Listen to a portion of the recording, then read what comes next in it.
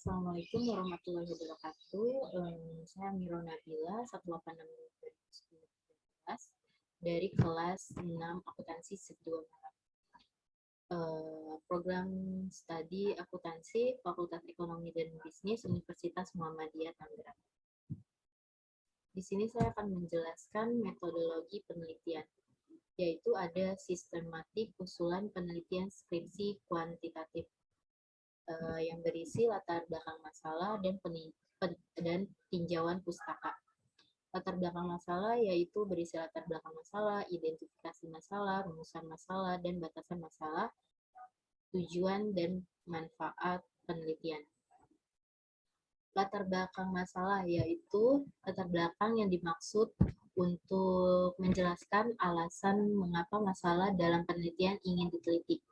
Pentingnya permasalahan dan pendekatan yang digunakan untuk menyelesaikan masalah tersebut baik dari sisi teoritis dan praktis. Lalu lanjut ke identifikasi masalah, yaitu kegiatan mencari sebanyak-banyaknya masalah yang sekiranya dapat dicarikan jawabannya melalui penelitian.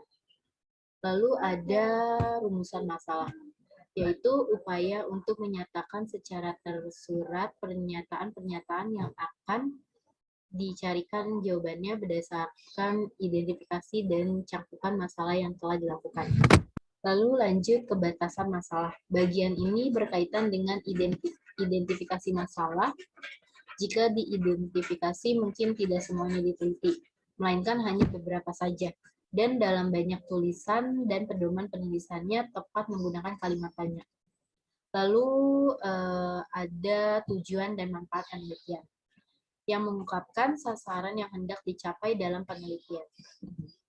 Lalu lanjut ada tinjauan pustaka yang berisi uraian teori atau rujukan yang memberikan argumentasi teoritik terhadap konsep-konsep yang menjadi fokus penelitian. Yaitu untuk uraian teori tersendiri yaitu memberikan argumentasi teoritik terhadap konsep-konsep yang menjadi fokus penelitian. Lalu untuk menguraikan secara jelas kajian pustaka yang melandasi tujuan gagasan dan permasalahan yang akan diteliti dengan menguraikan teori, temuan, dan bahan penelitian lain yang diperoleh dari acuan untuk dijadikan landasan dalam pelaksanaan penelitian. Pustaka yang digunakan sebaiknya mutakhir atau maksimum 10 tahun terakhir, dengan mengutamakan artikel pada jurnal ilmiah yang relevan. Lalu ada metodologi penelitian, yaitu metode penelitiannya ada batas konsep dan definisi operasional variabel yang memberikan tolak ukur atau parameter suatu variabel penelitian diukur. Lalu ada validitas dan reliabilitas instrumen penelitian. Validitas yaitu mempermasalahkan sejauh mana pengukuran tepat dalam mengukur apa yang hendak diukur. Untuk reliabilitas yaitu mempermasalahkan sejauh mana suatu pengukuran dapat dipercaya karena ketepatannya, konsistennya, dan kestabilannya. Lalu untuk teknik pengumpulan datanya yaitu memberikan penjelasan teknik pengumpulan data yang digunakan. Dan untuk populasi, sampel, dan teknik pengambilan sampelnya yaitu memberikan penjelasan menjadi satuan populasi, sampel, jumlah populasi, dan sampel serta teknik pengambilan sampelnya. Terakhir yaitu teknik analisis data yang memberikan penjelasan teknik analisis atau uji statistik yang digunakan. Perlu diingat bahwa pengguna teknik analisis data harus konsisten dengan jenis datanya. Lalu lanjut ke metode penelitian skripsi kualitatif, yaitu sama seperti kuantitatif, ada latar belakang dan ada tinjauan pustaka. Untuk latar belakang yang dimaksud yaitu untuk menjelaskan alasan mengapa masalah dalam penelitian ingin diteliti dan pentingnya permasalahan dan pendekatan yang digunakan serta menyelesaikan masalah tersebut baik dari sisi teoritis dan praktis. Dan untuk rumusan masalah skripsi kualitatif yaitu untuk menyatakan secara tersurat pernyataan-pernyataan yang akan yang dicarikan jawabannya berdasarkan identifikasi dan cakupan masalah yang telah dilakukan. Dan untuk identifikasi masalahnya yaitu kegiatan mencari sebanyak-banyaknya masalah yang sekiranya dapat dicarikan jawabannya melalui penelitian. Dan yang ada batas masalah. Batas masalah itu bagian yang berkaitan dengan identifikasi masalah. Jika penelitian memiliki keterbatasan masalah yang diidentifikasi, mungkin tidak semuanya diteliti, melainkan hanya beberapa saja. Dalam banyak tulisan dan pedoman penulisannya tetap menggunakan kalimat tanya. Dan yang terakhir yaitu tujuan dan manfaat penelitian untuk skripsi kualitatif, yaitu mengungkapkan sasaran yang hendak dicapai dalam penelitian. Untuk tinjauan pustakanya yaitu menguraikan secara jelas kajian pustaka yang melandasi timbulnya gagasan dan permasalahan yang akan diteliti dengan menggunakan teori, temuan, dan bahan penelitian lain yang diperoleh dari acuan untuk dijadikan landasan dalam pelaksanaan penelitian. Pustaka yang digunakan sebaiknya mutakhir atau maksimum 10 tahun terakhir dengan mengutamakan artikel pada jurnal ilmiah yang relevan. Lalu ada metode penelitiannya, yaitu terdapat 4 metode, yaitu batas konsep dan definisi operasional variabel yang menjadi tolak ukur atau parameter suatu variabel penelitian diukur. Dan yang kedua yaitu teknik pengumpulan data yang memberikan penjelasan teknik pengumpulan data yang digunakan, sumber dan jenis data yang diperlukan. Dan yang ketiga yaitu penempatan responden dan informan penelitian yang menjelaskan dasar penentuan responden dan informasi penelitian serta teknik pengambilan sampelnya. Dan yang terakhir adalah teknik analisis data, yaitu yang menjelaskan bahwa pengguna teknik analisis data harus konsisten dengan jenis datanya. Penjelasan pendekatan yang digunakan, proses penafsiran, dan penyimpulan hasil penelitian. Lalu ada landasan teori, yaitu diusahakan pustaka terbaru, relevan, dan asli dari jurnal ilmiah. Dan uraian dengan jelas kajian pustaka yang menimbulkan gagasan dan mendasari penelitian yang akan dilakukan. Lalu petinjauan pustaka menguraikan teori, temuan, dan bahan lainnya yang diperoleh dari acuan yang dijadikan landasan untuk penelitian yang diusulkan. Dan uraian petinjauan pustaka menjadi landasan untuk menyusun kerangka atau konsep yang akan digunakan dalam penelitian. Tinjauan pustaka mengacu pada daftar pusaka. Lalu ada landasan teori, yaitu manfaat landasan teori dan penulisan sumber catatan. Di manfaatnya yaitu memperdalam pengetahuan tentang bidang yang diteliti, mengetahui hasil penelitian yang berhubungan yang sudah pernah dilaksanakan, dan memperjelas masalah penelitian. Dan untuk penulisan sumber catatan, yaitu ada format dasar yang terdiri dari teks dan nama pengarang teks. Untuk teks tersendiri yaitu contohnya seperti nama keluarga, pengarang, dan tahun terbitan. Dan nama pengarang teks contohnya itu tahun penerbitan. Lalu landasan teori ada 2 macam, yaitu grand teori dan penelitian sebelumnya. Untuk grand teori itu ya adalah landasan teoritis yang merupakan panduan guna mendapatkan arah yang tepat dalam melakukan suatu penelitian ilmiah, sehingga dalam menelaah pustaka dan literatur yang ada akan mendapatkan teoritikal dasar empirikal yang kuat dalam menyusun hipotesis dan pengembangan model penelitian yang digunakan oleh peneliti. Secara umum ada 2 teori grand teori yang sering digunakan dalam penelitian keuangan, yaitu ada agensi teori atau teori keagenan dan signaling teori. Lalu ada penelitian sebelumnya. Dalam penelitian sebagai bentuk perbandingan penelitian yang dilakukan dengan penelitian yang telah ada, Sebelumnya, ini dapat digunakan apabila judul-judul penelitian yang telah dilakukan sebelumnya bersinggungan dengan judul penelitian yang telah dipilih. Contohnya yaitu seperti kepemimpinan dalam kegiatan mempengaruhi orang lain agar ikut serta dalam pencapaian tujuan umum. Dan ada Mayasari 2002 menunjukkan bahwa kualitas audit dapat diproyeksikan dengan spesialis industri auditor. Lalu ada kerangka konsep. Konsep yaitu ada dua paradigma, yaitu paradigma penelitian dan paradigma sederhana. Kerangka konsep sendiri yaitu hubungan antara konsep yang dibangun berdasarkan hasil-hasil studi empiris terdahulu sebagai pedoman dalam melakukan penelitian. Dan untuk paradigma penelitian, yaitu merupakan pola pikir yang menunjukkan hubungan antara variabel yang akan diteliti. Dan untuk paradigma sederhana yang menunjukkan pengaruh dan hubungan antara variabel X dan variabel Y. Lalu lanjut ada perumusan hipotesis. Hipotesis dapat diartikan sebagai pernyataan statistik tentang parameter populasi. Hipotesis adalah jawaban sementara terhadap suatu permasalahan yang sifatnya masih praduga atau menduga-duga, sebab masih harus dibuktikan terlebih dahulu kebenarannya, kemudian melakukan kebenaran sebuah riset atau penelitian. Dalam penelitian, hipotesis diartikan sebagai jawaban sementara terhadap rumusan masalah penelitian.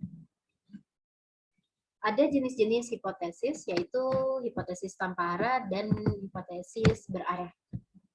Hipotesis tanpa arah adalah hipotesis yang diajukan atau dirumuskan oleh peneliti tampak belum tegas bahwa variabel independen berpengaruh terhadap variabel dependen. Contohnya yaitu seperti kualitas audit mempengaruhi kualitas laporan keuangan.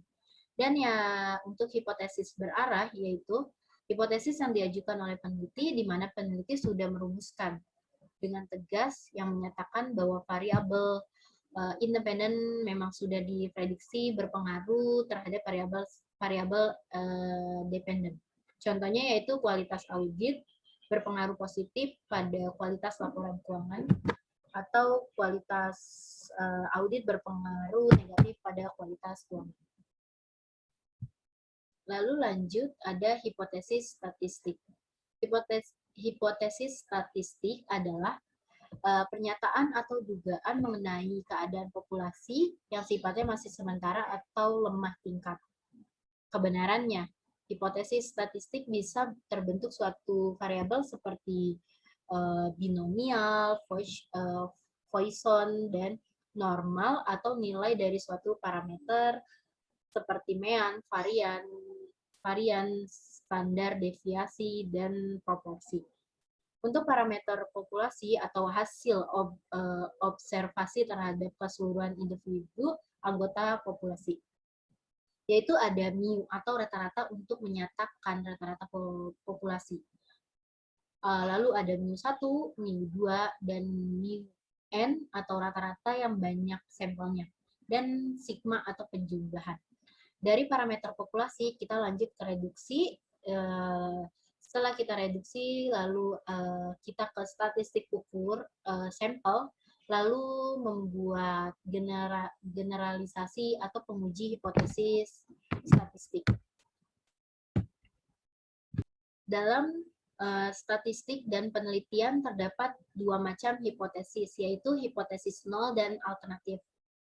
Hipotesis nol bisa diartikan sebagai tidak adanya perbedaan antara parameter dengan statistik, atau tidak adanya perbedaan antara ukuran populasi dan ukuran sampel. Dengan demikian, hipotesis yang diuji adalah hipotesis nol, karena memang penelitian tidak mengharapkan adanya perbedaan data populasi dengan sampel. Lalu ada hipotesis alternatif yang diartikan sebagai lawan dari hipotesis nol, yaitu adanya perbedaan antara data populasi dengan data sampel. Lalu lanjut ke penelitian. Penelitian hipotesis 0 menyatakan tidak adanya hubungan antara satu variabel dengan variabel lain, atau bisa dijelaskan bahwa kedua variabel yang dites tidak memiliki hubungan yang signifikan. Tidak adanya perbedaan antara satu variabel atau lebih pada populasi atau sampel yang berbeda, dan tidak adanya perbedaan antara yang diharapkan dengan kenyataan pada suatu variabel atau lebih untuk populasi atau sampel yang sama. Dari 3 contoh tersebut, hipotesis 0 tidak memiliki hubungan maupun perbedaan dari suatu variabel lainnya. Lalu, hipotesis alternatif menyatakan adanya perbedaan dan hubungan. Lanjut ke bentuk rumusan hipotesis, yaitu ada hipotesis deskriptif. Hipotesis deskriptif yaitu dugaan atau jawaban sementara terhadap masalah deskriptif yang berhubungan dengan nilai suatu variabel mandiri dan tidak membuat perbandingan atau hubungan. Rumusan masalahnya yaitu seberapa tinggi daya lampu merek X, seberapa tinggi produktivitas padi di Kabupaten Klaten, seberapa lama daya tahan lampu merek A dan B, dan seberapa baik gaya kepemimpinan di lembaga X. Dari ketiga permasalahan di atas, maka rumusan hipotesis saya yaitu daya tahan lampu merek X sama dengan 8 jam, produktivitas di Kabupaten Klaten yaitu 8 ton per AH, dan gaya tahan lampu merek A sama dengan 450 jam dan merek B 600 jam. Dan seberapa baik gaya kepemimpinan di lembaga X, yaitu gaya kepemimpinan di lembaga X telah mencapai 70% yang diharapkan. Lalu lanjut ke statistik yang digunakan untuk menguji hipotesis deskriptif. Yaitu ada jenis atau tingkatan data, ada 3, yaitu nominal, ordinal, menurut interval atau raditio. Dan untuk teknik statistik yang digunakan untuk penguji, yaitu ada nominal. Nominal menggunakan teknik tes binomial dan C kuadrat satu sampel, dan ordinal menggunakan teknik run test, dan menurut interval atau raditio yaitu menggunakan teknik tes satu sampel. Untuk jenis atau tingkatan data nominal yaitu teknik statistik, ada tes binomial yaitu uji non parametrik yang digunakan untuk menguji analisis suatu proporsi populasi yang terdiri dari kelompok kelas, misalnya kelas pria dan wanita, senior dan junior, dan lain-lain. Datanya terbentuk nominal dan jumlah sampel yang kecil. Untuk C kuadrat satu sampel, yaitu teknik statistik yang digunakan untuk menguji hipotesis sampel tunggal bila dalam populasinya terdiri dari 2 kelas atau kategori atau lebih. Datanya yaitu berskala nominal dan jumlah sampelnya besar. Lalu ada jenis atau tingkatan data ordinal, yaitu ada teknik statistik menggunakan run test. Run test yaitu analisa yang termasuk dalam statistik non-parametrik. Uji ini digunakan untuk menguji pada kasus satu sampel dan sampel yang diambil dari populasi, apakah sampel yang diambil berasal dari sampel acak atau bukan. Pengujian ini untuk kasus satu sampel. Prosedur pengujian dilakukan mengurutkan data sampel dan mencari letak nilai mediannya. Lalu untuk jenis menurut interval atau raditio menggunakan teknik statistik tes atau satu sampel, yaitu salah satu prosedur pengujian statistik yang cukup populer digunakan oleh banyak penelitian. Bila kita ingin menguji satu variabel dengan jumlah yang relatif terbatas, mungkin teknik ini adalah jawabannya. Lalu ada hipotesis komparatif. Hipotesis komparatif adalah pernyataan yang menunjukkan dugaan nilai dalam satu variabel atau lebih pada sampel yang berbeda. Jadi hipotesis ini dugaan sementara, sedangkan komparatif yaitu perbandingan dua variabel penelitian. Contoh rumusan masalahnya yaitu adakah perbedaan kualitas audit KAP Big 4 dan non-Big 4? Perbedaan kualitas audit KAP 4 dan kualitas audit non-Big 4 merupakan sampel yang berbeda atau dua variabel. Hipotesisnya yaitu tidak terdapat perbedaan kualitas audit KAP Big 4 dan non-Big 4. Kualitas audit KAP Big 4 lebih rendah dibandingkan KAP non-Big 4 dan kualitas audit KAP Big 4 lebih tinggi dibandingkan KAP non-Big 4. Tidak terdapat perbedaan kualitas audit lebih rendah atau lebih tinggi, itu merupakan dugaan sementara dalam menilai dua variabel pada contoh. Lalu ada statistik yang digunakan untuk menguji hipotesis komparatif. Ada 3 macam data, yaitu interval rasio, nominal, dan ordinal. Dalam bentuk komparasi yaitu ada 2 sampel dan komparatif sampel. Di dalam 2 sampel ini terdapat korelasi dan independen, dan komparatif sampel sama seperti 2 sampel yaitu korelasi dan independen. Untuk interval rasio yaitu menggunakan 2 sampel, di korelasinya itu tes atau 2 sampel, dan di independennya yaitu tes 2 sampel. Dan untuk komparatif sampelnya di korelasi yaitu one way ANOVA dan two way ANOVA. Dan di independennya yaitu one way ANOVA dan two way ANOVA.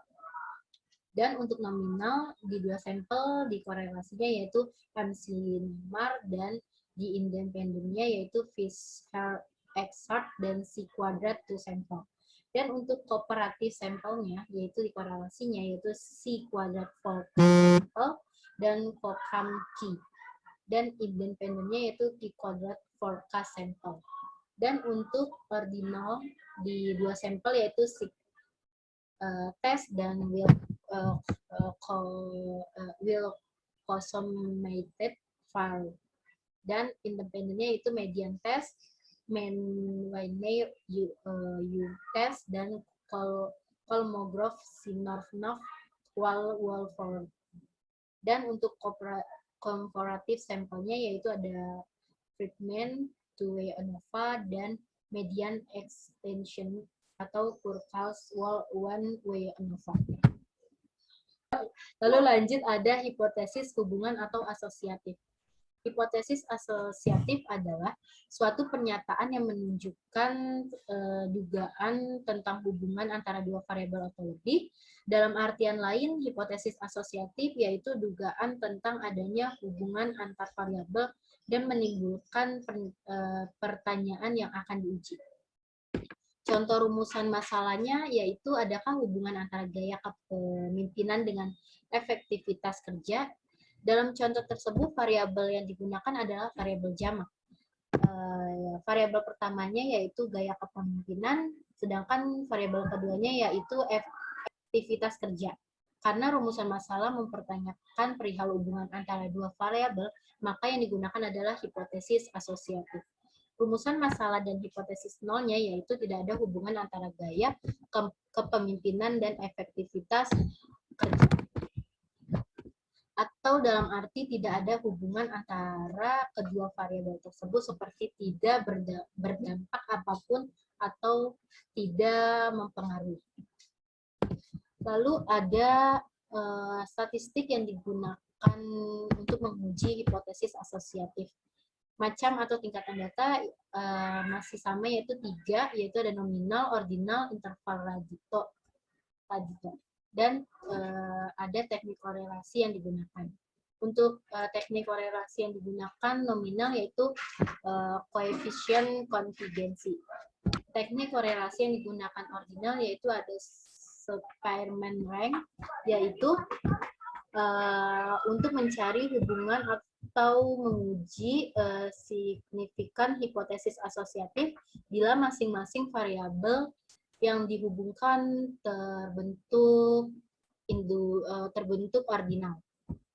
Lalu untuk kendal tau, yaitu digunakan untuk mengukur kekuatan atau hubungan dua variabel, data yang digunakan atau dua perangkat atribut. Koefisien ini Fungsinya sama dengan beberapa jenis koefisien korelasi lainnya. Untuk teknik korelasi yang digunakan internal atau radio, yaitu ada person product moment, korelasi ganda, dan korelasi parsial. Korelasi ganda yaitu untuk melihat hubungan antara tiga atau lebih variabel dependen. Korelasi parsial yaitu hubungan antara variabel bebas dan variabel tak bebas dengan mengontrol salah satu variabel bebas untuk melihat korelasi natural atau variabel yang tidak terkontrol. Analisis korelasi parsial melibatkan dua variabel. Lalu ada hipotesis kausal atau sebab akibat. Hipotesis kausal yaitu suatu pernyataan yang menunjukkan dugaan tentang dua variabel atau lebih. Contohnya yaitu, contoh rumusan masalahnya, apakah gaya kepemimpinan mempengaruhi aktivitas kerja? Dan lalu rumusan dan hipotesis nolnya yaitu gaya kepemimpinan berpengaruh positif pada aktivitas kerja. Sekian penjelasan dari saya. Mohon maaf bila ada kata-kata yang tidak dimengerti. Saya ucapkan terima kasih. Wassalamualaikum warahmatullahi wabarakatuh.